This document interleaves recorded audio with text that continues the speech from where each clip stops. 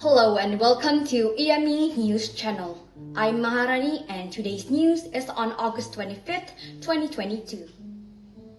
More than 2 years of the global pandemic has left children and educators struggling with a massive learning crisis. According to a recent State of Global Learning report by UNICEF, UNESCO, the World Bank, and other agencies, an estimated 70% of 10-year-olds cannot understand simpler written text, while before COVID-19, this figure was already very high, approximately 57%. In Indonesia, the situation is quite troubling. 2 years of school closures and disrupted reopening led to 60 million children significantly experiencing learning lags and decreased ability in literacy and mathematics during this period. In September 2021, UNICEF called on children around the world to safely resume face-to-face learning as soon as possible. The government's response is to reopening schools and taking steps to provide a safe and healthy learning environment for students under the extremely challenging circumstances caused by the pandemic. However, bringing the children back into the classroom is not enough.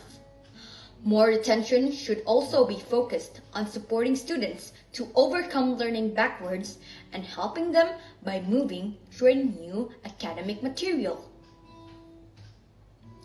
Children should also be helped to further develop their basic skills, especially literacy and numeracy. There are limited opportunities to address and act on learning crisis. As Indonesia plans to recover from the pandemic, the recovery of learning must also be the main focus. The impact of learning crisis extends far beyond education, and it is undermining recovery from COVID-19, increasing poverty and gender inequality and disability. There are numbers of possible solutions.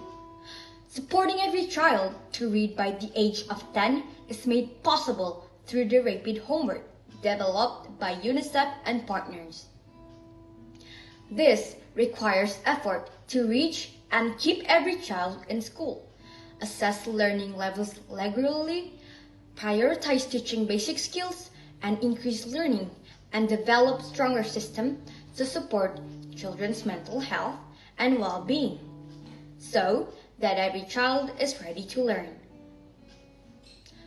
The Indonesian government has made important progress in leading critical discussion around transforming education and strengthening the education system to cope with the impact of the pandemic.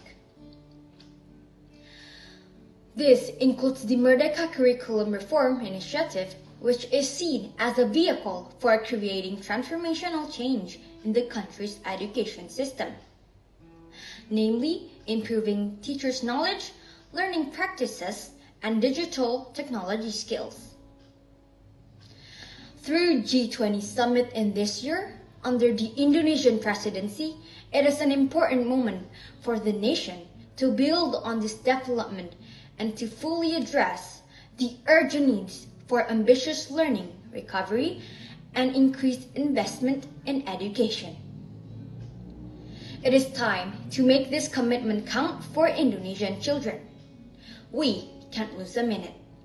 I'm Maharani, and for all of us in EME News Channel here, have a good day.